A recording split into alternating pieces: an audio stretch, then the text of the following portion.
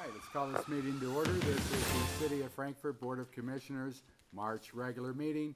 Today's March 27th, 5 p.m. And before we call the roll, we have a special guest. We have Reverend Tom Corum from First United Methodist Church to deliver our invocation. Welcome.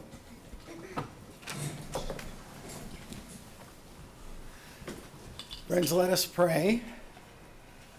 Good and loving God, we are grateful for the beauty of the day. We're grateful for all the signs of your love and presence with us. And we thank you for this great city, for all of its citizens. We thank you for this body of decision making and pray that you would give us open minds, clear thinking, and hearts of love as we seek to serve each other and to serve the people of this city, especially those who are most in need. In all things, we give you thanks for the opportunity to do good, and we offer our prayer to you in your great and holy name. Amen. Thank you, Reverend. And we'll now do the Pledge of Allegiance. I pledge allegiance to the flag of the United States of America and to the republic for which it stands, one nation, under God, indivisible, with liberty and justice for all. I'll ask our city clerk to call the roll. Commissioner Thompson? Present. Commissioner Unger? Present. Commissioner Waldridge? Present. Commissioner May? Present. Mayor Wilkerson? Present. And we have a quorum. And now we can get down to business. And before we do, we have some ceremonial and recognition items. And does anyone have anything to share before we? Yes, Commissioner Mayor, Thompson. if I may, several weeks ago, I became aware that a police officer here in Frankfort would be leaving the force. This police officer happens to be a friend of mine, but also he has been an integral part of our community for the last 6.5 years. We are going to miss him tremendously, and as such, I asked that the City Commission, through the City Manager and yourself, Mayor, to honor Officer David Duncan today, and his retiring partner, agent, his K-9 partner. I asked some friends of Dave to say some words about what their particular feelings were and what they thought of David.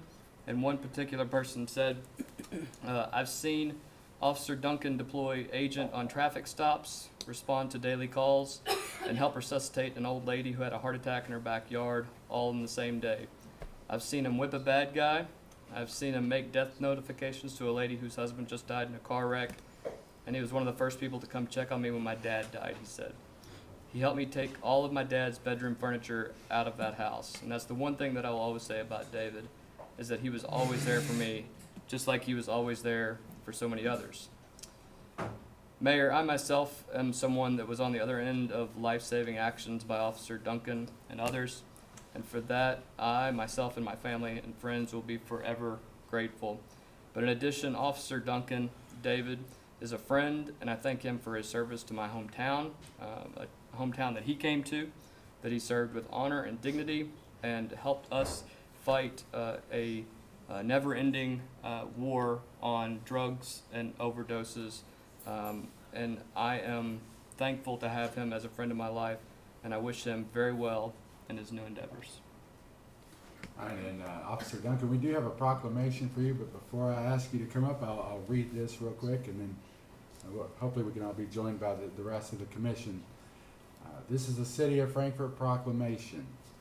And whereas Officer David Duncan has served a total of 25 years in fire, EMS, and police services across the United States, including being on the scene at Ground Zero on the evening of September 11, 2001. For more than 6 years, Officer Duncan, as the city's K-9 officer with his trusted partner agent, has become an invaluable and integral part of the drug interdiction efforts of law enforcement in Frankfort and Franklin County. And whereas officer and agent combined have been responsible for several hundred drug-related arrests in Frankfort and Franklin County. They have assisted in confiscating hundreds of pounds of illicit substances off the streets with values well in excess of several hundreds of thousands of dollars. And whereas Agent retires as one of the most prolific and effective K-9 officers this community has ever had the pleasure of employing, he has chased down armed fugitives and found hundreds of pounds of smuggled narcotics. He will now move on to living a comfortable life in central Kentucky with the Duncan family, where he will learn to relax and enjoy his older adult years in peace and with much less stress. Therefore, I, Lane Wilkerson, Mayor of the City of Frankfort, Kentucky, do hereby proclaim March 27, 2023 as Officer David Duncan and Agent Day in the City of Frankfort, Kentucky. And congratulations, and I'll meet you down here.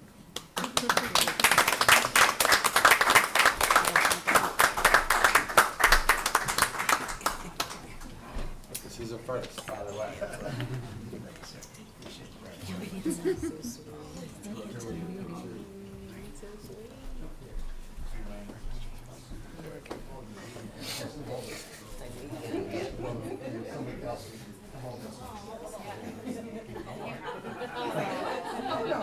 Oh, he's so handsome. Look at him. He's that many. I could just like.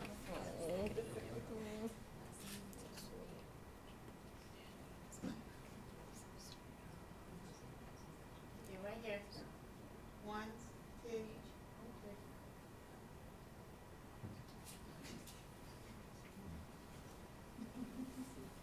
And we have a couple of gifts for you as well. So Thank you so much for your service. This means a lot because just in today's society and police officers and all that you're doing, we truly appreciate you and the prestigious that you carry in our community. It's just amazing, and I've appreciated the relationship you've had with my son, and he's had a great relationship with you. And here we appreciate Agent leading us in a wonderful, most wanted night at our police academy for Citizens Academy. He's got everyone I think everyone's always present for that. Yeah, They're always present. It's always a good show. So, yeah, so thank you so much for your service. I am glad to be able to call you friend. We're not going, we'll be close talking. Yes, so thank you so much for your service. So this was photo pages. Oh, wow. And then Dave, we have a thank you to you for your service here in our community. We really appreciate it. Thank you.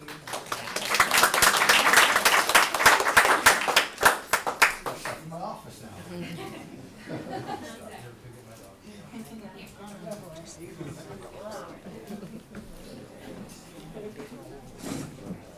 Scared to like touch it at all. Why? Oh, I snap back. No, I know. If you want. Yeah, I have no idea.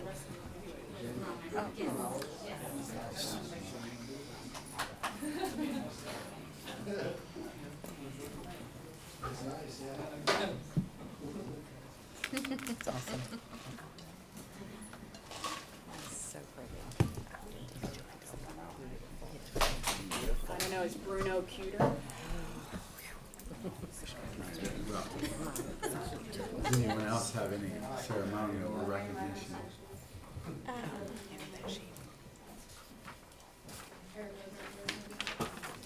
Yes, Commissioner Unger. I did want to mention tomorrow from 4 to 6 at East Frankfort Park. Parks is holding the fundraiser to tear down the old pool facility. Is there any other info we need there?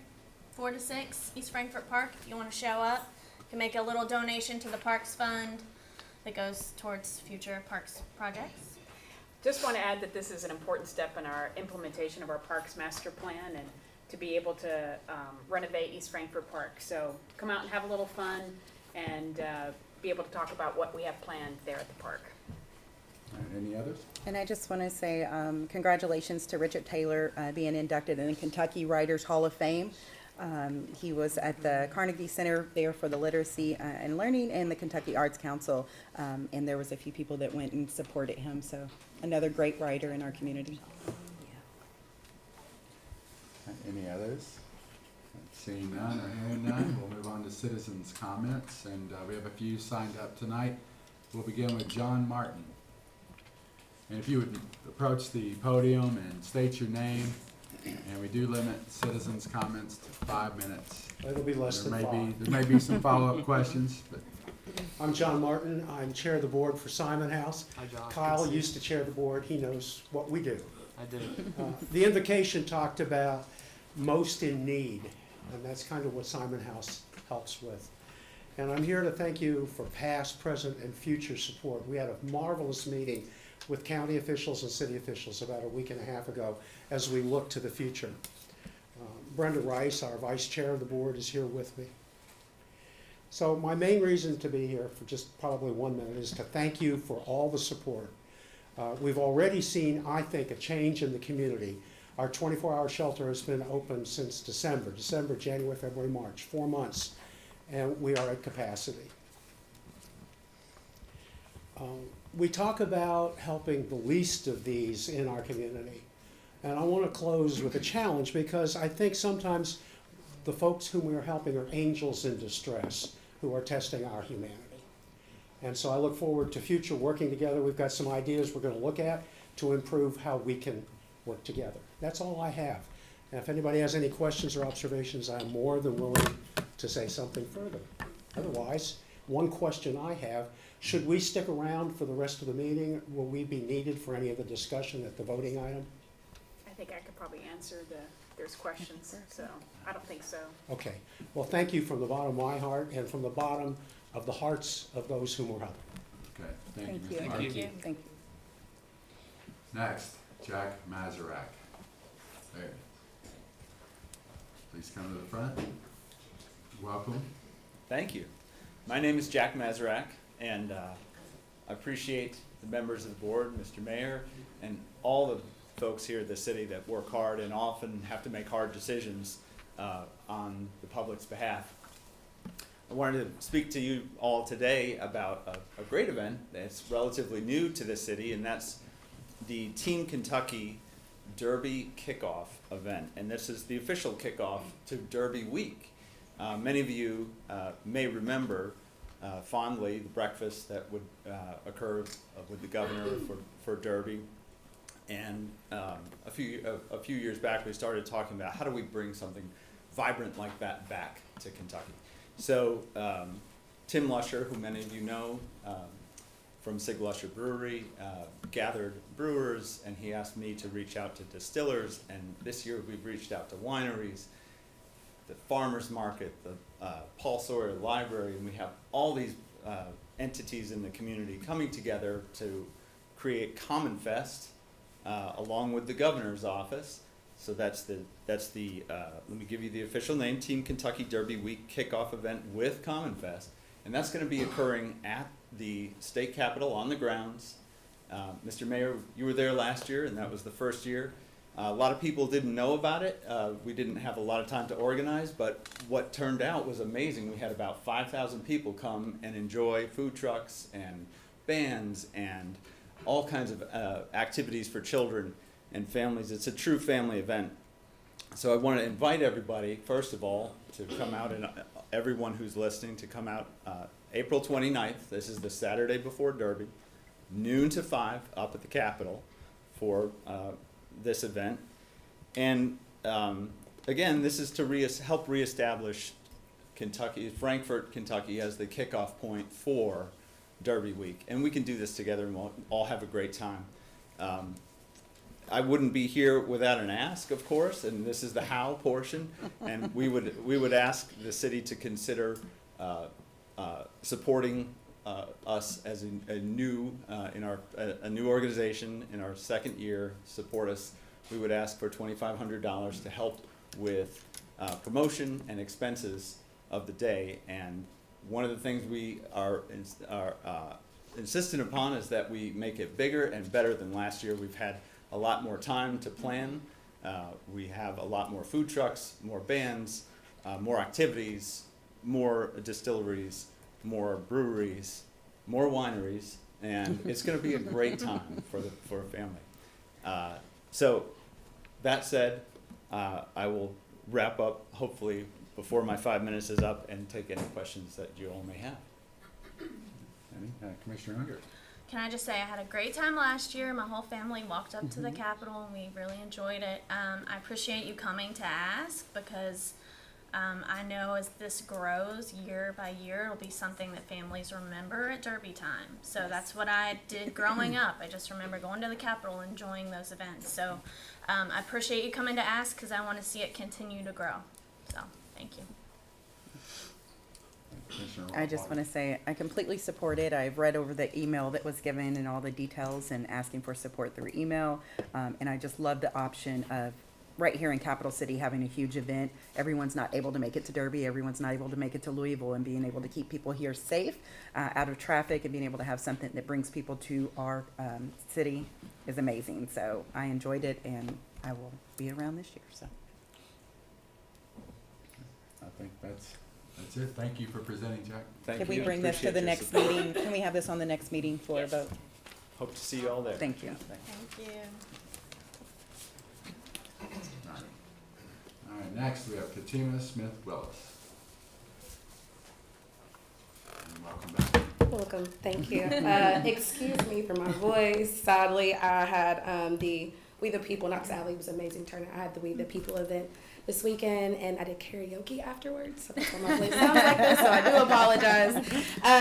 My name is Katima, as you all know. I'm just a local organizer. I'm on the Breaking Barriers Council with the ACLU, and I'm really here on the second reading of the Crown Act this evening and making this comment because I first want to thank you all for taking the time. It took us a little bit of time to get here, but nothing perfect happens overnight. But this is going to be hopefully a positive second reading, and we have moved forward with the Crown Act. Also, just as a mother, as a Black woman, of a wife of a husband that has a barbershop here in Frankfort, I think that we're moving in a positive direction here in Frankfort. Even though we weren't the first or the second, I am very excited. I still think that we're the first in my mind because we are the capital and we should be leading by example in all areas. So I think that passing the Crown Act this evening will push us forward in a direction that we need to. Like I kind of pointed last time and talked about, hair discrimination is a real issue for us. Ensuring these protections here in Frankfort is really just helping your citizens that are here in Frankfort. And so I just wanted to come up here and once again share my appreciation with you all. I work closely with a few of you all when it comes to certain things. And also just being on the Human Rights Commission, this is a huge drive for me to help instill and input things here in Frankfort to work with you all to keep progressing us forward. So like I said, I just want to really come up here and say thank you. And I look forward to hearing the second reading. Okay, thank you. And next, Dennis Kroll.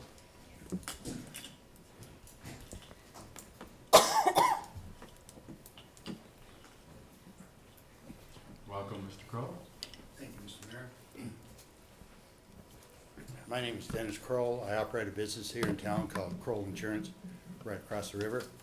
I'm here in opposing the Crown Act. I don't think it's necessary for several reasons. One, it only refers to the Black population. It doesn't say anything about the white population. It doesn't say anything about the Native Indians, the Asians. The second thing is that on item number 1, 2, 3, it says while playing sports. If any of you have watched the NCAA this week, you'll see every hairdo from totally bald to some that I would call, not sure, but ladies have long hair down to their back, different colors for their school, like LSU is yellow and blue. Another lady had red. Another lady had pigtails. I don't think there's any discrimination in sports whatsoever. Some of the boys, or the men, excuse me, were bald, totally bald. Some had something on top of their head. Some had beards. Some had long hair like Councilman Mr. May, so I don't think that's an issue in sports, absolutely. And the other thing is, when you go to work for somebody, you have to dress appropriately. Right now, we've got several women in the crowd. Some have long hair, some have short hair like Ms. Haig. Some of the men are regular. Mr. May has a longer hair. I think it all depends where you go to work. If you go to work in a food processing place, all men, all women must wear a hairnet. That's compulsory. Some you can't have beards, some you can't have long hair. You go into service, the first thing they do is they shave your head. You go in jail, the first thing they do is shave your head. The second thing is, I don't think it'll pass the constitutional muster simply because it strictly says it's for the blacks. Now, I may have misread it somewhere, but this is what I got from one of the ladies this morning. Natural origin, I think that's pushing the envelope. As most people, not most people, but a lot of people are born here in America. The other thing is, it says nothing about the Muslims. So I think it's something that you all need to reconsider, or maybe reconstruct, but I think the way it's written, I don't think it's fair to a lot of people. Questions? Sure. Could you define fair? Well, it doesn't say anything about white people, doesn't say anything about the Asians, doesn't say anything about the Muslims. They all have different distinct hairdos. Oh, transparency, Patricia is one of my clients, so just so everybody knows that. So is the mayor.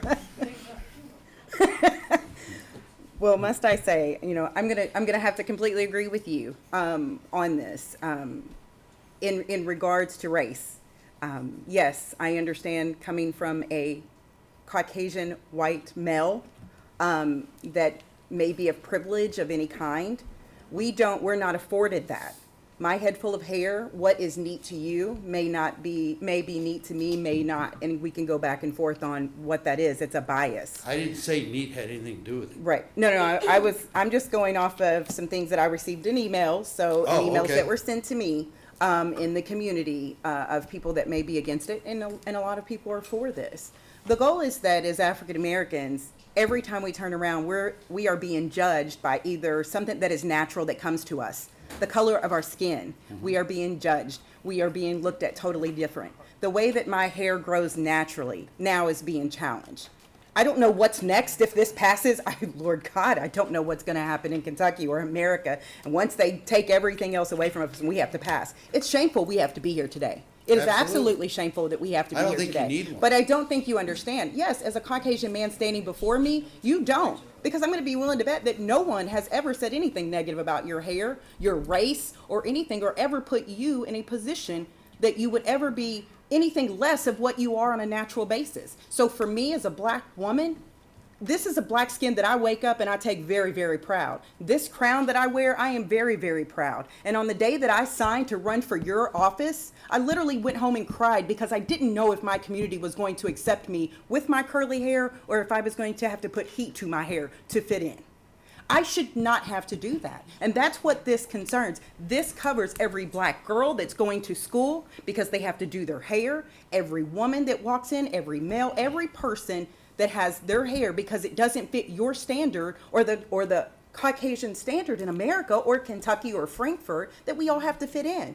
And I shouldn't have to do that. I think you're wrong. It's not a Kentucky standard. You come to work for me in my office, you better be dressed professionally or I'm sending you home. Well, dressing professionally is a bias. And I have sent them home. And I understand that, but that is you professionally as to why you only have a couple of employees. But that doesn't make any difference. Most employees, there's nobody in here old enough. Yes, maybe. Well, I'm going to pick on you. John's not going to agree with you, so don't look at John. Well, one of the things is, back before most of you all were born, they had lady with beehives. Does anybody remember those days? Yeah. I mean, I know what they are. Yeah. They were atrocious, but they were on TV and they were the popular gig for the circa. Okay, they went out. Men had long hair down to here. It didn't work. They cut it off. I don't think that the hair has anything to do with employment. I don't think the hair has anything to do with sports. It shouldn't. I think your appearance has something to do with the position that you're applying for. I would agree. Mr. Crowe, I'd like to let's look at the language that we actually have in there and make sure that we're all on the same page. Well, this is what I got from you all this morning. I'll address that. I'm happy to. Yes, actually, we make no mention of a particular national origin or ethnicity in any way. It would apply to anyone whose hair coverings, hairstyles, whatever it may be, are related to their national origin. That could be anyone. But that's not what your first That's line exact- says. Those are whereas clauses, sir. The Associated reason, with. Let her excuse me, thank you. Those are whereas clauses, and the reason for the Crown Act definitely is because of, I think the African American community, and I won't speak for them, has taken this on, and we have these statistics. They're in the whereas clauses. Whereas clauses are not law. Those are to show why we got here. If you look at the law itself, I think you'll be happy to know it would apply to anyone who had a hairstyle tied specifically to their national origin. Well, Whatever if you that read might the first be. statement that I'm Those are looking at, whereas it's clauses not that a aren't word. actually the law. But then what's the law? The law is actually the body of the ordinance. It says cultural practices associated with being black. How Yes, much those clearer are- can it be? Those are the whereas clauses, which are actually not part of the law. Those are some explanatory phrases to get us, to show our how we got here, basically. And some of the reasons why this is necessary. Let me also say that hairstyles are actually and should be already protected by national origin. We have had this ordinance in place since the 90s, and they're already protected if it were to come down to it. But this is a clarification in this day and age to make sure that we specifically state it. I'm sure other things will come up and come along that we need to clarify as well.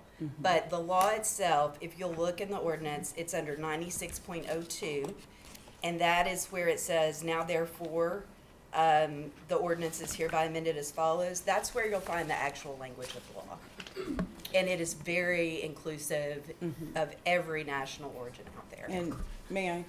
Yes. National origin, the county where a person was born, or more boldly, the country from which the person's ancestors came. National origin I can read includes it, it's right here. Oh, well, I mean, if your comments didn't make it clear that you did read that. Yeah, I read it. May I make a okay. suggestion? Thank you, Mr. Cole. Since we're already on topic here, does anybody, I think we're finished here with citizens' comments. I have no more.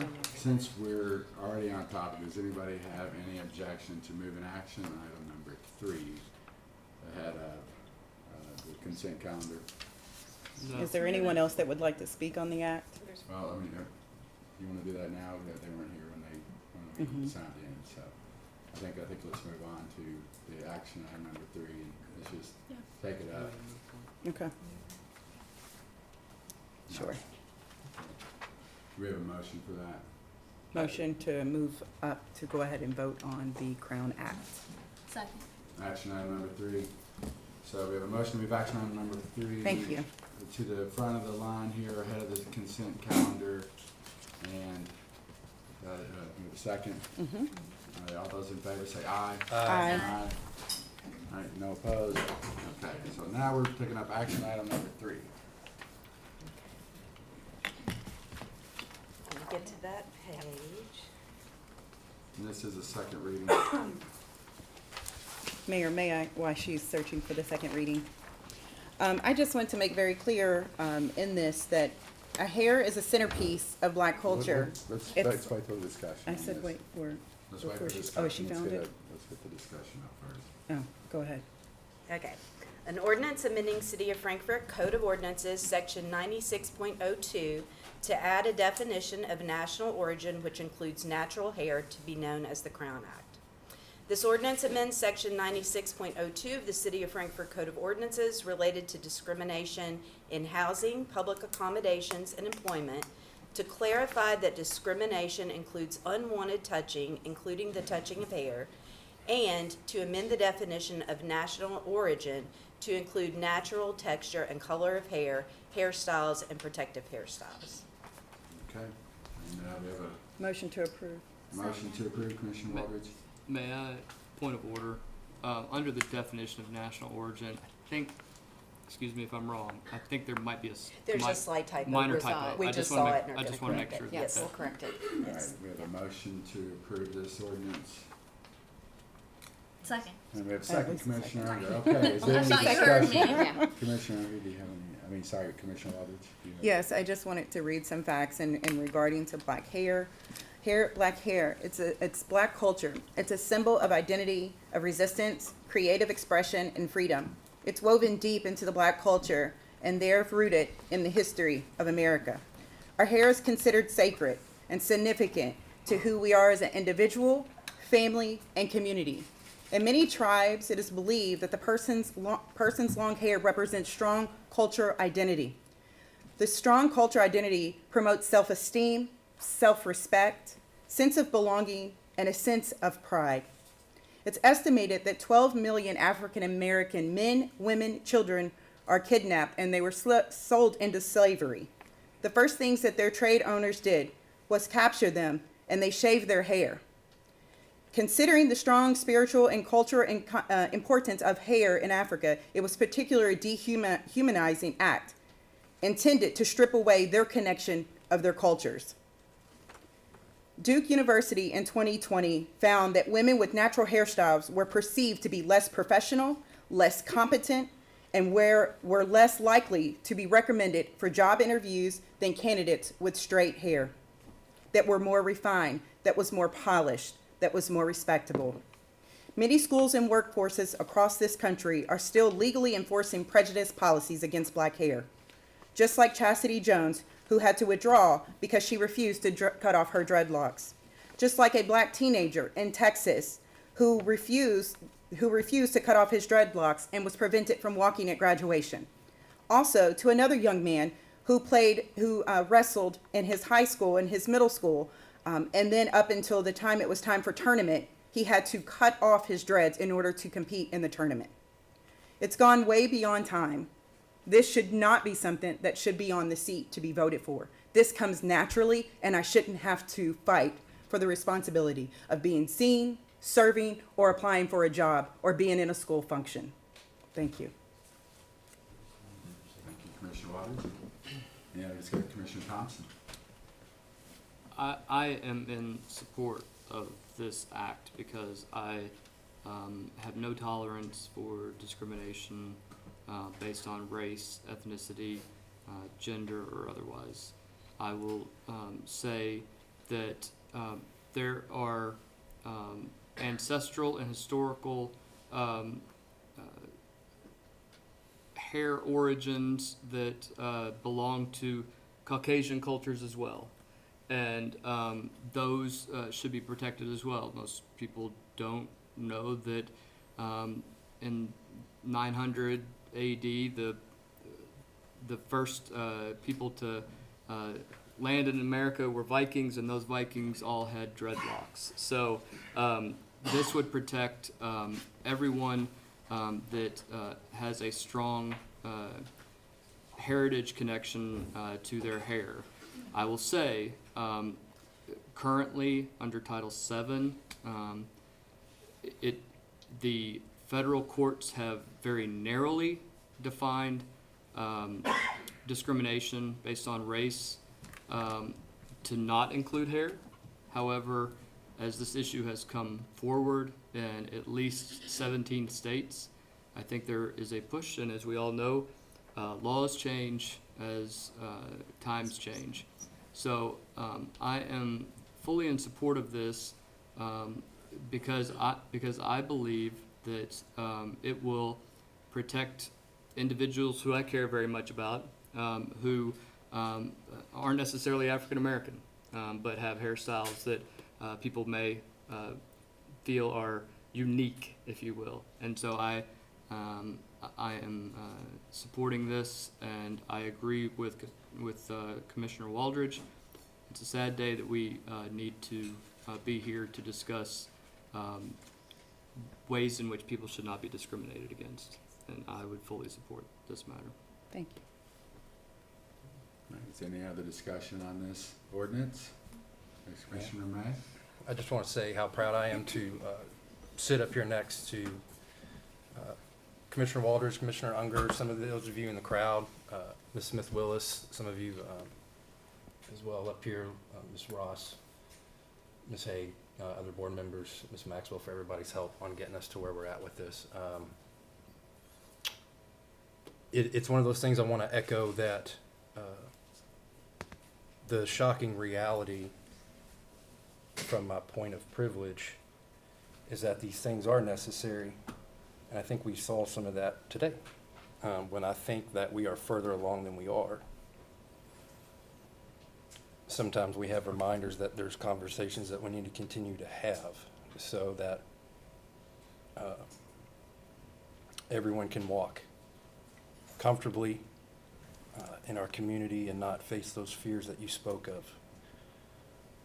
I'm speaking to you, but I'm speaking to everybody in the community that this will help continue to protect. Like we said, that there's the fairness ordinance that has been in place and other provisions. This is another step that just reminds us, okay, we're not done. So I appreciate the opportunity, as unfortunate as it is, to be reminded that from time to time, and it's necessary. So thank you all. I'm very much in support of it, and I'm very proud of this community.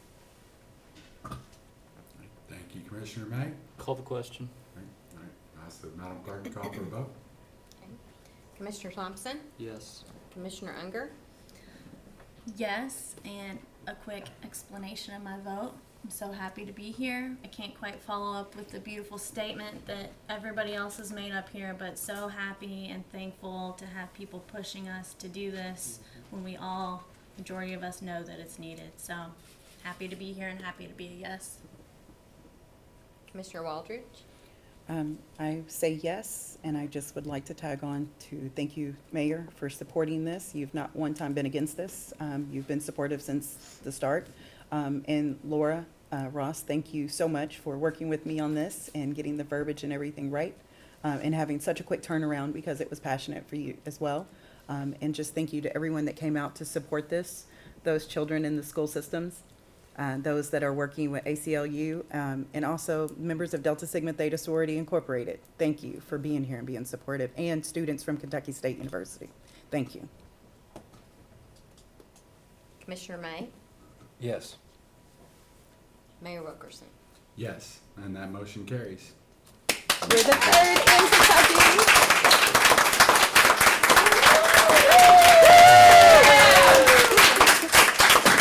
So Frankfort is now the third city in Kentucky. We are the third city, and we are the important city because we will now lead the way and tackle them each city at a time, regardless of what our state does.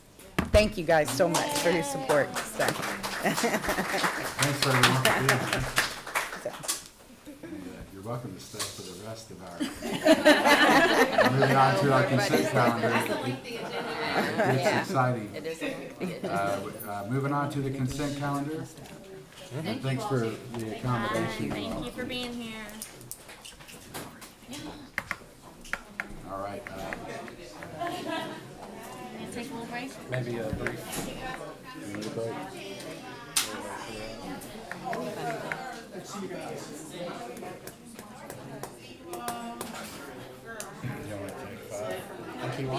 Kelly. I'm just. I feel like the rest of this is important now. I don't know why everybody did. All right, can we just speed up the rest of this meeting? Yeah. See how fast the mayor can talk.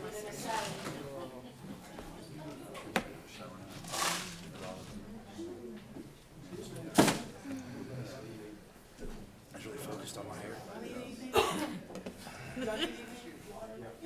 Pizza, food. Amen. You all have any, you all want to take a break or should we go? We're still on. Consent Keep going. calendar. Okay. All right, I'll turn it over to City Manager. Okay, thank you, Mayor. Item number 1 on the consent calendar, the minutes from the work session on February 13th, 2023, special meeting February 20th, 2023, and the regular meeting on February 27th, 2023. Item number 2, staff request authorization to award a contract to Keaton Communications as a consultant to aid staff in completing the city's USDA Farmers Market and Local Food Promotion Program that the city was awarded. Item number 3, staff is requesting approval to submit a 2023-2024 Kentucky Pride Fund composting grant from the Kentucky Division of Waste Management for $3,000 to use to advertise our composting program. City match can be made with staff, so no financial impact or no cost to the city. Item number 4, staff is also requesting approval to submit a 2023-2024 Kentucky Pride Fund recycling grant from the Kentucky Division of Waste Management for the funding of a skid steer bucket, advertising funds, as well as the cost to run the Frank Waste app for a total of $16,000. Again, no cost to the city as the in-kind match will be met with staff time. Item number 5, staff is recommending Board of Commissioners approval for an agreement between the City of Frankfort and Buffalo Trace Properties for the city to accept an existing 12-inch force main from Buffalo Trace. There's no cost to the city.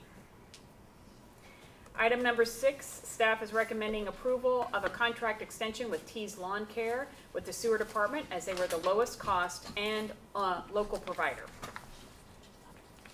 Item number 7, staff is requesting Board of Commissioners approval of a professional services agreement with Gannett Fleming to complete a rate study for the Sewer Department in the amount of $22,000. As the BOC is aware, the Sewer Department has many upcoming multiple projects.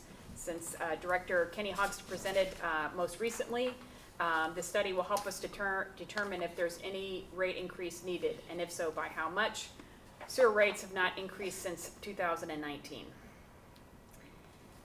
Staff, item number 8 on the consent calendar, staff is requesting approval of 2 invoices for Evonik Corporation in the amount of $46,338 for parasitic acid, and for the mayor to sign all related documents.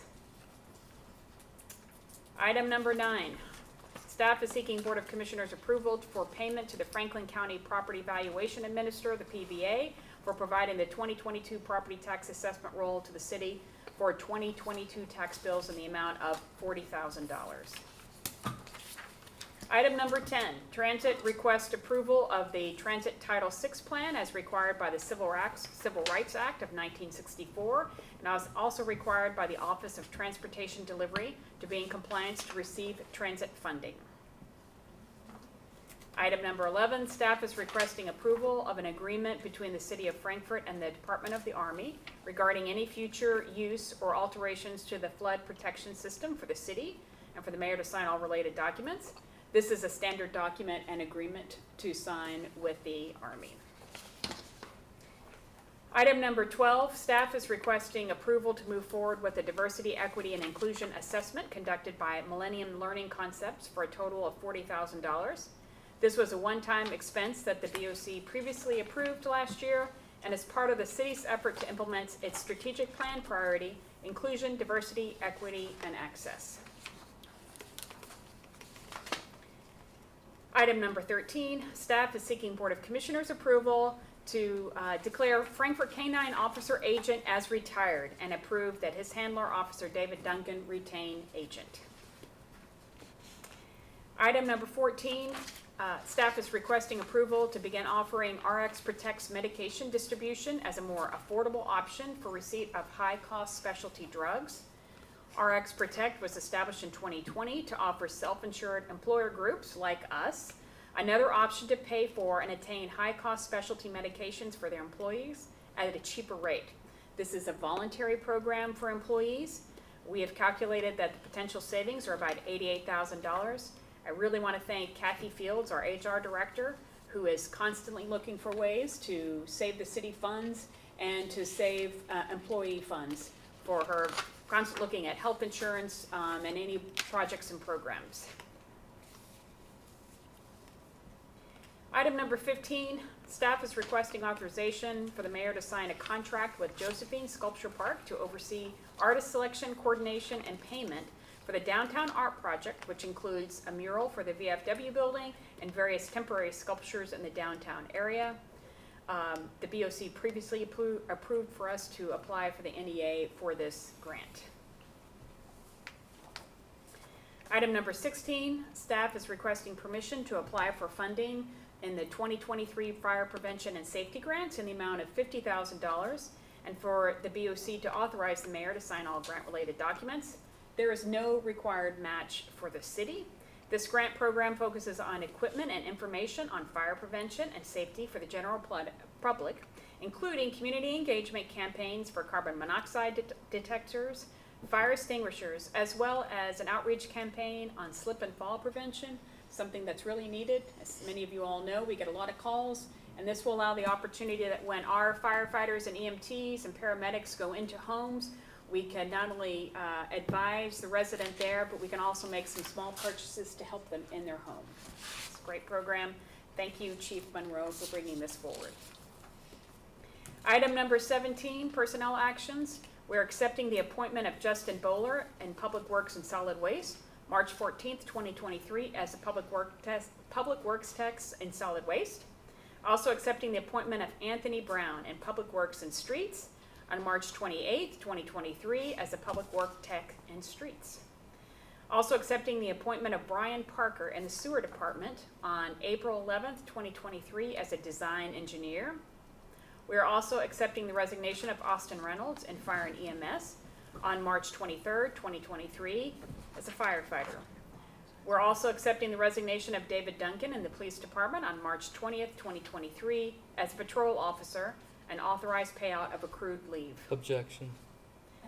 We're accepting the resignation of Jason Hall in the Public Works and Solid Waste on March 1st, 2023, as a Public Works Tech in Solid Waste.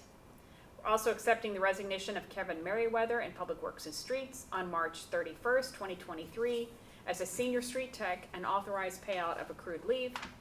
We're also accepting the resignation of Amanda Miller in the Police E911 Department on March 23rd, 2023, as a telecommunicator 2 and authorized payout of accrued leave.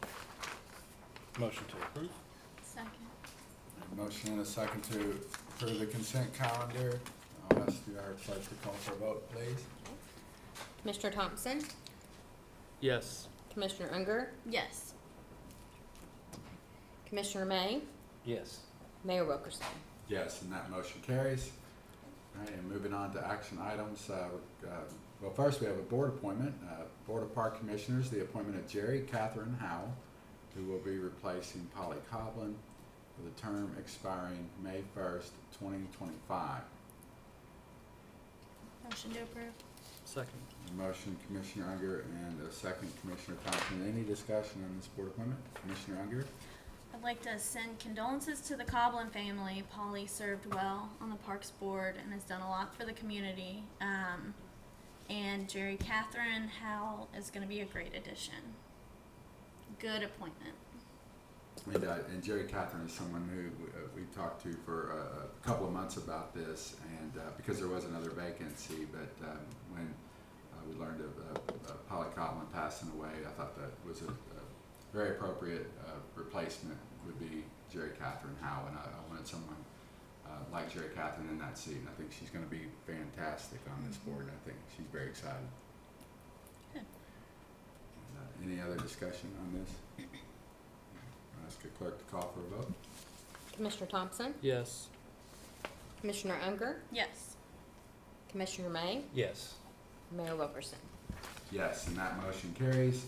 We'll go to action item number 1, the second reading. An ordinance rezoning property located on Wilkinson Boulevard with the address of 954 Wilkinson Boulevard, more specifically described as PBA map number 061000080, from high-density multifamily district to general industrial district. This ordinance approves a zone map amendment for the property with the address of 954 Wilkinson Boulevard, more specifically described as PBA map number 061000080, from high-density multifamily district to general industrial district. Motion to approve. Second. Okay, any discussion on this rezone on Wilkinson Boulevard for the new craft distillery? No? Okay, I'll ask Madam Clerk to call for a vote. Okay. Commissioner Thompson, Yes.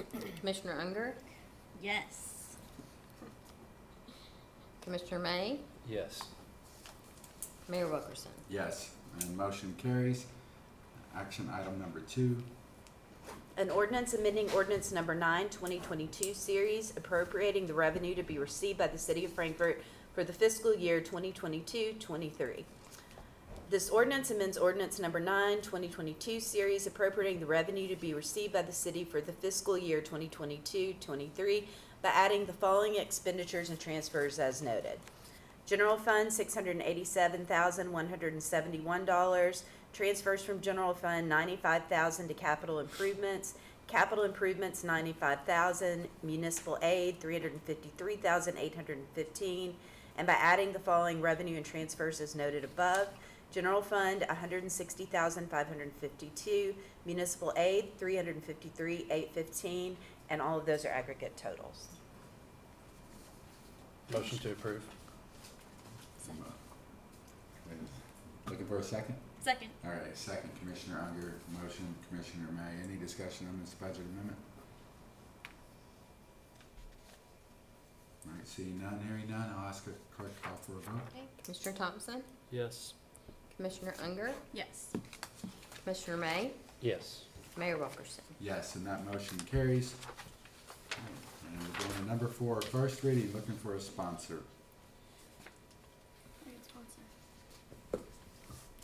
All right, this is sponsored by Commissioner Unger. An ordinance accepting a portion of Harrodsburg Lane as a public street. This ordinance officially accepts the dedication of that portion of Harrodsburg Lane between US 127 South and Harrodswood Road for public use and maintenance. Is there any discussion on this first reading? I guess why hasn't it always been a city street? Right. What's the length of this? Yeah. What's Do the we- length do of we have this? an answer on that? Sure, I can That's what I provide a thought. little background. Yeah. And I'm sorry, I didn't hear what you said. I just said, Commissioner. what's the length? I think it's, I mean, we're just talking about a little. It's a very small portion. It's needed for some projects that we're doing over there to have an official dedication. Generally, under Kentucky law, if a street has been open to public use and maintained by the city for many years, it really is a public city street. This just basically is the formality that's required by statute to adopt it into our system. Okay. Just for future reference, is there a map of the streets that we assumed were city streets that are not part of the system? That I'd like to see one day. I'm not Right? sure. I'm just We curious. do have a special table of ordinances, yeah, or a special table, Okay. yes. All right, any other discussion on this? No? Okay. We'll move on to action item number 5. Thank you. Thank you, Mayor. Staff is requesting adoption of a resolution allowing for the submission of the application for fiscal year 2024 of operating and capital funds and committing the local share associated with the application under the Infrastructure and Jobs Act to be filed with the Department of Transportation. This is our annual application that supports our transit operations. Motion to approve. Motion Commissioner Unger, Second. and a second Commissioner May. Is there any discussion on this resolution? Is this a 1-for-1 match that we? No, so the city share is 50% of all the operating expenses, Okay. and then 20% for administrative expenses. The local share for capital improvement is 20% as well. Great, thank you. Okay. All right, any other discussion or questions? If none, we will ask our clerk to call for a vote. Commissioner Thompson? Yes. Commissioner Unger? Yes. Commissioner Waldridge? Yes. Commissioner May? Yes. Mayor Wilkerson? Yes, and that carries. Action item number 6. Thank you. Last year, the Board of Commissioners approved a one-time expenditure of $150,000 to continue work with the National Renewable Energy Laboratory. Since that approval, we have worked with NREL to develop a scope of work for Phase 2. This scope of work was shared with the Frankfort Plant Board and was discussed and revised based on their questions and inputs.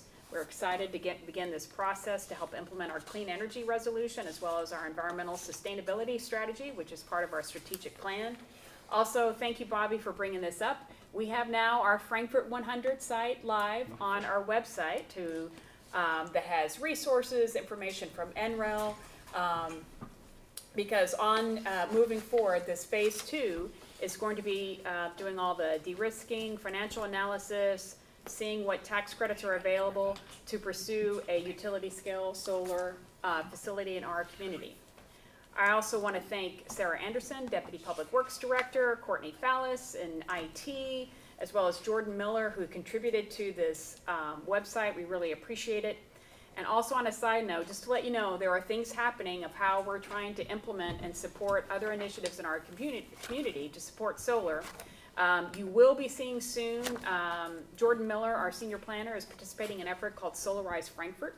And the Kentucky Solar Energy Society, as well as Apogee Climate and Energy Transitions, with other local partners, including Kentucky State University Land Grant Program, and us, and the Franklin County Cooperative Extension Service, where the goal is Solarize is you combine, individual homeowners can get together to get a better price, a cheaper price if they would like to install solar panels. The goal is going to have 24 residents participate, and hopefully that the solar is installed by this fall, but they have just gone through the RFP process to select a vendor, and as soon as we know more, we'll populate it here and we'll give the BOC an update. Motion to approve. Second. Come on, motion Commissioner May, and a second Commissioner Unger. Any discussion? Yes, I have Yes, discussion. Commissioner Thompson. I am, correct me if I'm wrong here, but we originally had a cost estimate of deliverables from Alliance for Sustainable Energy LLC, operator of NREL, for $50,000, and we are modifying that. No. Phase one was $50,000. I'm just going by what Okay. the front page says. Prior cost estimate was $50,000. No, sorry, then that's incorrect. No, the first phase was $50,000. We're making a modification to the contract to add the second phase two. Same contract, but different scope of work, same contract vehicle. So we've already done the $50,000, which was the review with Frankfort Plant Board contributing to do the equity look, as well as choosing the most equitable, cost-effective way to get to 100% clean energy. And the result of that phase one was to recommendation to build utility-scale solar.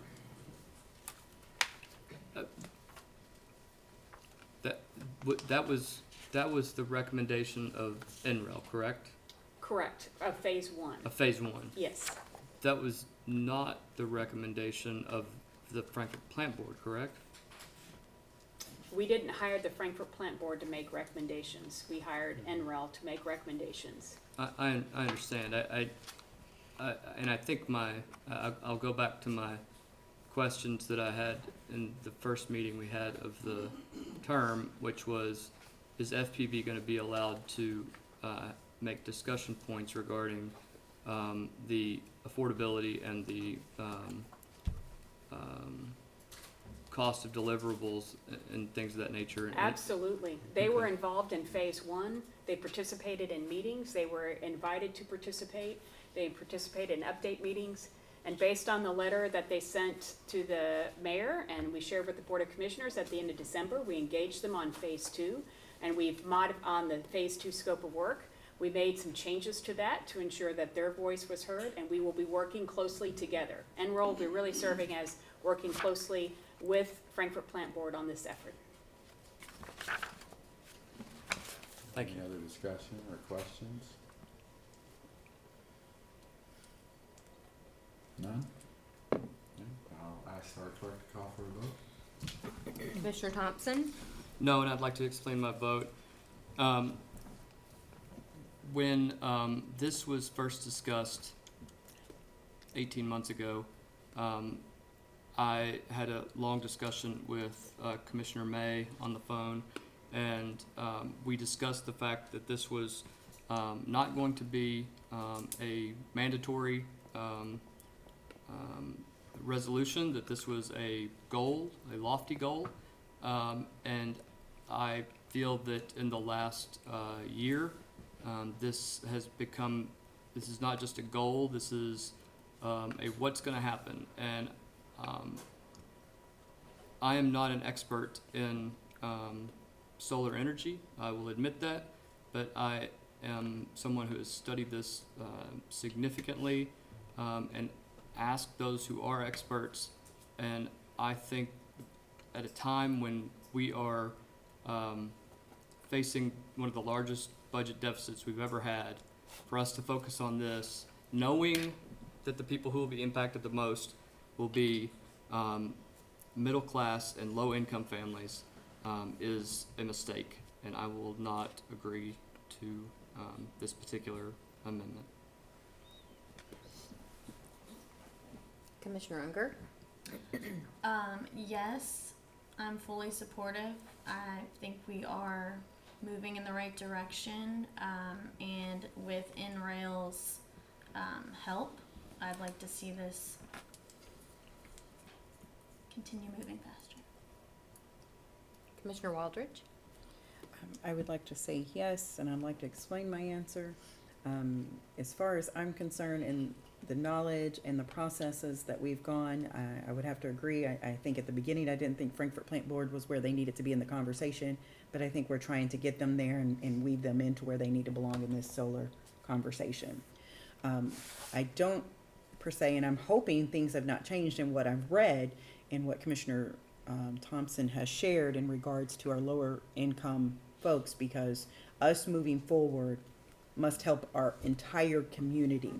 And if I'm not mistaken, these conversations have already been had last year to make sure that each one of us said that we are not to move forward if the whole community cannot benefit from this. And we would not dare leave the lower class income definitely out to bear this.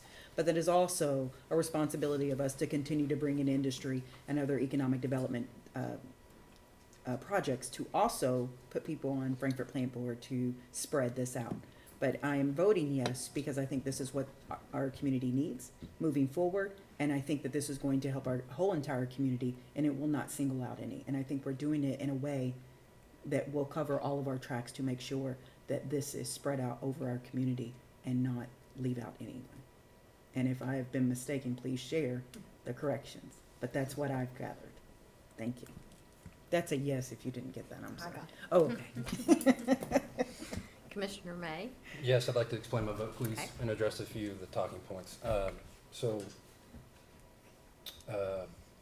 Yes, I'm voting to move forward with NREL in achieving our goals. We're not moving forward with a plan as far as shovels in the ground or impacts to ratepayers. We're not even near that discussion yet, which is why we've hired the industry experts at the National Renewable Energy Lab that work directly with Department of Energy, so that we can use said information to make data-driven decisions, not personal opinions, decisions that impact directly. When we talk about low and middle income, through this work with NREL, we were actually able to identify projects that, correct me if I'm wrong, but could qualify for up to 70% reimbursement for Track 712, which is clearly identifies the Home Street Corridor. So it actually targets low to middle income residents to make sure we don't leave them behind, which is why we brought NREL in to do the slope assessment, which is the entire purpose of that assessment, so that we don't do that. We brought experts in to address those very things so that we don't have those fears come to fruition. I think it's fantastic that we're moving forward with it. Yes, there will be plenty more questions. We will get to a point to where, yeah, we got to talk a little bit more. But right now, we're just doing the planning phase so that we address these now. Thank you. Mayor Wilkerson? And I vote yes, and I want to say I do hear Commissioner Thompson's concerns, but for me, this is an opportunity to stay one step or two steps ahead of the rest of the state. And I think the more planning we can do on the front end, it's going to benefit us later. This is an investment where I think there's going to be federal dollars. There's going to be opportunities to support lots of renewable and alternative energy projects, and I think the community that has the most ready plan is going to stand out. And this is, I think, a small investment. Now I know it's a lot of money, but I think in relative terms it's going to be a small investment compared to what we potentially could get out of this in the next, by 2030. And if nothing else, it's already benefiting us in terms of recognition.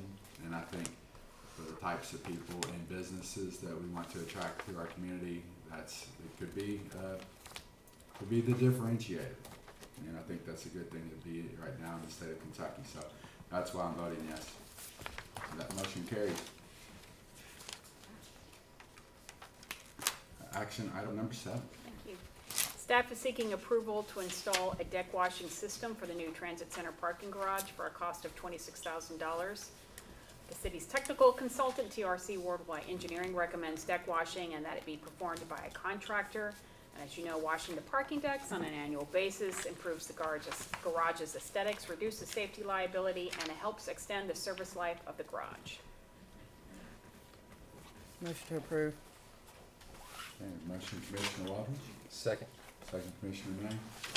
Any discussion on this? Call for a vote. Okay. Madam Clerk, call for a vote, please. Commissioner Thompson, Yes. Commissioner Unger, Yes. Commissioner Waldridge, Yes. Commissioner May, Yes. Mayor Wilkerson. Yes. And that motion carries. Action item number 8. Thank you. Staff is requesting approval to fund the Simon House for staffing, set up a sprinkler system, as was previously approved by the Board of Commissioners in September 2022, for a total amount of $50,000. On September 26, 2022, the Board of Commissioners approved as part of its one-time expenditures a total of $110,000 for the Simon House, which runs Frankfort, Franklin County's only low-barrier homeless shelter.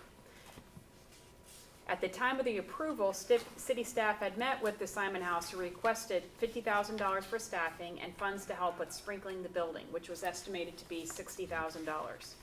The city did support Simon House with $50,000 for staffing, but held off on the funds for the sprinklers until installation.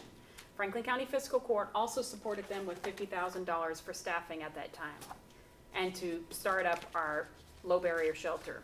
We have since learned that the Simon House does not have a need to sprinkle the building, since they will not be hosting more than 16 people per night, which is the maximum allowed without a sprinkler, given their square footage, and thus has requested that the $50,000 for staffing instead. So at this time, we would request the Board of Commissioners to approve this change from the one-time expenditures that was previously approved. Is there a motion? Motion to approve. Okay. There's a Second. Second, Commissioner Unger. Okay, any discussion, Commissioner Walters? Yes, I have a discussion. This goes back to, and I definitely support the Simon House. I just don't like the verbiage, and I stated this the last time that we gave, and we never did change it in staffing. And I'm just, as a budget person, as a numbers person, I don't like giving money for staffing, because to me, that's a reoccurring, ongoing. If we give money, I like to give, and however they decide to use it, we're giving because we want to assist them. Because I feel like we're continuing, this is going to happen again in so many months. We're staffing for, let's say, 6 months, and then another 6 months, they're gonna be back for another. There has to be a diversification of revenue for this ongoing expense in staffing. So I don't like that we continue to put in here staffing, that maybe we want to give them $50,000 and what they use it for, but I don't think that the city needs to continue to give underneath of the staffing line item, because that is a reoccurring, and we're putting ourselves in a position where this is reoccurring every so many months. And we need to make sure that we are not a reoccurring expense, that there's diversifying in that funding. Do I make myself clear on that? Yes. I just don't like that. That's like a one-time, we, the city, are one-time donations. We are donation, and we give, we support. It should not be something that's reoccurring in a nonprofit. And support the Simon House, definitely. And I think, with them working through our umbrella of the CARES coalition, that, eventually there'll be more funding coming. But I just don't like saying that we're giving them something for staffing, because that sets us up for, in a few more months, that after that money runs out, where do they get it then? And if we need the staffing, then we need to go back to the drawing board on how they're going to get that grant that will be continuing and reoccurring to help cover those expenses. So I would like to change the wording on that, where it doesn't say staffing, but we're giving them a $50,000 donation. Commissioner Waldridge, I share your concern about diversifying funding sources with the Simon House, and having several conversations with them. What I think would be best moving forward for the city and for the Simon House is that we set it up as a contract, and that there are deliverables and milestones. Correct. We've heard very loud and clear from this Board of Commissioners to have accountability in our subsidies and our support of other community members. I think the Simon House, based on Mr. Martin's and Ms. Rice's response and from the meeting, that they would like to pursue it that way. They also think it's a good idea. Okay. And that having a contract with some certainty, I think also allows them to plan better for fundraising and their needs. I know that they are recently applied for opioid settlement funds, which is gonna support them. Yes. I know that they're working on a fundraising plan, and they're looking at other ways to probably cut some cost. This was a big responsibility that they took on, starting this in December. Definitely. And I think that the city and fiscal court need to have ongoing support. But I think clarity around a contract and deliverables will be helpful, and to make it very clear at that point of what we can support and what we can't support. So moving forward, a contract will be presented if and when the needs for more funding will come, and it will cut out this staffing. Yeah. Okay. I agree. It doesn't seem like the long-term solution here. It seems like Exactly. a short-term fix, and I would like to get to the day, well, it is my expectation we would be giving money to the CARES Coalition, and the CARES Coalition would be Correct. divvying that up as best they saw. Commissioner Thompson. I would just like to say I wholeheartedly agree with Commissioner Waldridge. I had a long conversation with City Manager last week, and I think we're all on the same page. And I expressed to her what I will express now is that it is time for the faith-based and charitable organizations of this city and community to step up. It is. If the faith-based and community organizations and charitable organizations just did 10% of what they are called to do, we would not have a shortage of funding for our organizations. And the fact that the cities and the county governments are having to supplement the incomes of these organizations is a direct correlation of the lack of concern and effort done by faith-based organizations that are centered around helping those who are the least of us. And it is time, and I'll use this as a call to action, the churches and the organizations that claim to want to help the poor and needy, it's time to step up. You do not want city governments and state governments and county governments being the ones who fund your charitable organizations. It's not what you want, because you don't want to have the accountability to have to come back to government. It's not what you want.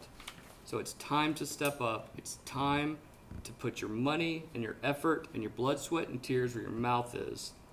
And we should not be in this situation. Thank you, Mayor. Thank you, Commissioner Thompson. I agree. And a contract could look something I like agree, I that we have a contract with Agreed. the Humane Society, something very similar. We do an annual contract Yes. for services rendered. Call for a vote. Any others? Okay. City Clerk, will you call for a vote, please? Commissioner Thompson, Yes. Commissioner Unger, Yes. Commissioner Waldridge. Yes.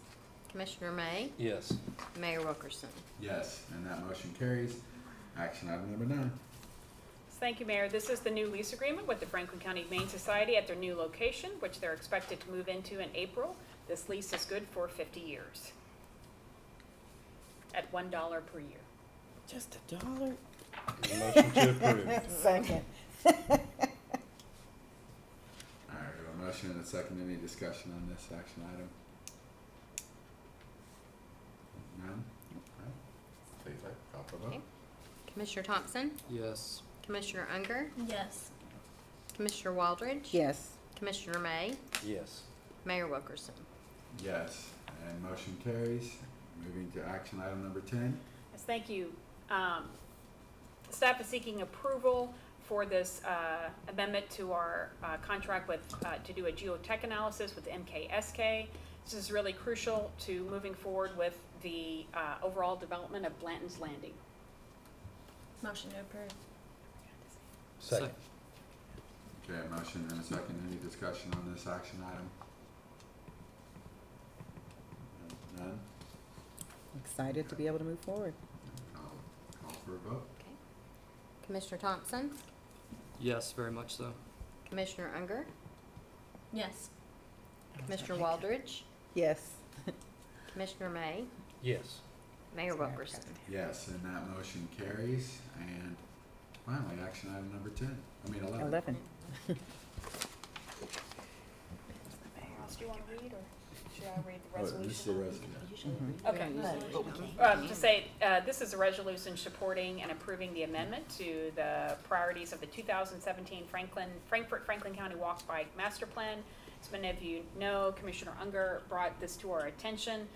We want to be supportive when KYTC replaces the bridges over the Kentucky River to make sure that there's pedestrian bike facilities added to the bridge.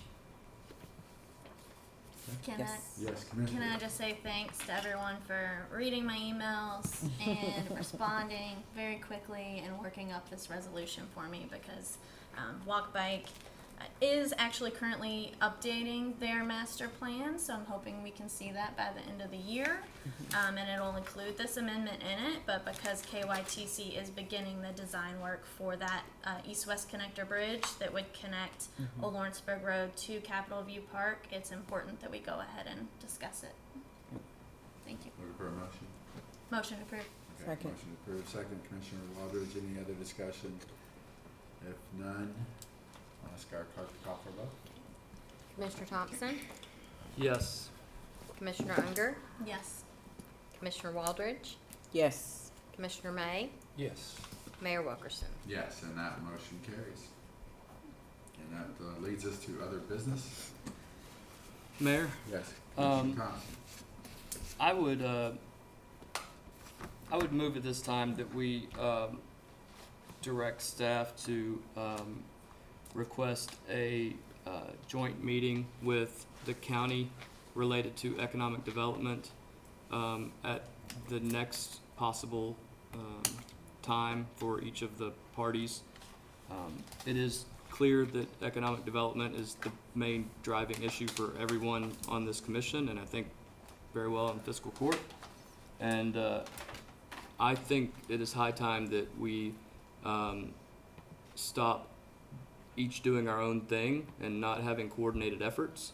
And I think we need to get together and have a discussion with them in an open forum to discuss that. Furthermore, I think we all talked about this when we were running, that we needed to have more coordination with with the county, and we're wrapping up the first quarter of the year. And so we're 1/8 of the way through our term, and we haven't had a joint meeting yet. I think we should have those at a minimum quarterly and probably monthly. And I think that that's the only way that we're going to move forward. So I would move at this time to direct city staff to coordinate a joint meeting with the county. Second. I can also follow up with a Let's, email to detect the will of the board for a joint meeting. Understood. And we'd have to I'll do talk that about tomorrow. dates and everything too, so.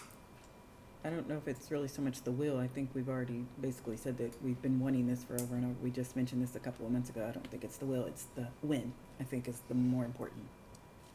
I'll take it up to Yeah. Judge Mueller. Please See if do. Yeah. We can coordinate a time. And I think we could also revisit the recommendations of Donnie Warner from last year and our attempts to refine the scope of work of our economic development agency. This board did take up the 7th board member for KCDC, and I think we could also look to see what language we can consider modify either in that ordinance or bylaws to further narrow their focus so that we can focus on industrial And then the city can also focus on the things we need to focus on: commercial, retail, restaurants, Community. entrepreneurship, incubators, innovation, all that good stuff. So, Community but we can check with the rest of us and see the will of the board. Any other business we didn't get to?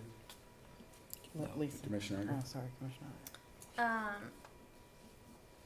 Yes, okay. So I've received a few complaints and I've forwarded those on and discussed with staff about construction noise and construction going on in downtown. So I'm wondering if it's possible to look at that ordinance about noise. I know that 7 a.m. is what we have on the ordinance right now. I have residents downtown contacting me before 8 in the morning about construction noise that's bothering them when they're trying to sleep on a Saturday or Sunday. And so I don't know if that's something we could discuss, looking at that ordinance. I fully support all of the renovations downtown. If you haven't been downtown lately, please go check out all the projects going on every single block. It's great, but I want our residents to also be heard, and I feel like some of them feel like they haven't been heard. So this is not only with noise from construction, but dumpsters popping up and, construction debris as well. So I wanted to bring that up again. Okay, I'll follow back up with all of you all. Thank you. Yeah. Where can we find the list of where can the community find ongoing blacktopping for different streets and roads? I've got a lot of complaints on Collins Lane with potholes on the right. I haven't taken a picture of those yet, but then also when you're going closer to the connector, it's sort of eating out on the side, and we're afraid that it's going to start breaking off, and if a heavy truck or something comes, it could break it off. So I've had a lot of complaints about that, and it's a pretty deep ditch that is coming out because of the water coming down that hill. Just want to know where that's at on the list, and if we can look and maybe get some gravel or something put in there, so cars don't fall over in that ditch there. I'll follow up with That'd our be Public great. Works Director. Mm-hmm. Is that And- something that can go on the app? Yeah, that's what I'm hoping. Well, I'm gonna take a picture of it and put it on the app Home as well. But it's a bigger issue. It's like, The schedule though, of when they're gonna. correct, they yeah, could, that's why I was they hoping can put that, in your- yeah, so they know who's next or where they're working at next and who the next community would be. That would be great to be on the app. So I didn't overspeak to say that it was already there. I just didn't know where they could find those. But I just want to end with other music. I thank you guys for your support of the Crown Act, and thank you for, allowing our community, to have a voice. Everyone's not going to agree with everything, but what I can say is serving our community over the past, this is my third term, that, we are in a better place than some other communities, and I appreciate that, and we still have things to work on, but we're still moving in the right direction. I think this is a great step. And it shows that we support our entire community in moving forward, and that we're also a community where people want to come and be a part of and want to live here and bring their families, no matter what culture they're in. And I really appreciate the huge culture pot, bowling pot, and melting pot here in Frankfort that we do have. And so when we pass things like the Crown Act and ordinances, as Commissioner May had brought up earlier, those things matter to people, and they make a community safe and secure, and people want a safe and secure community. And so just thank you for putting Frankfort a step closer to being safer and secure for people to want their families here, no matter what color they are, what nationality they are, what their hair looks like, or their origin. We accept them, so thank you. Motion to adjourn? Second? A motion to adjourn. All those in favor say aye. Aye. See you next time. Adjourn.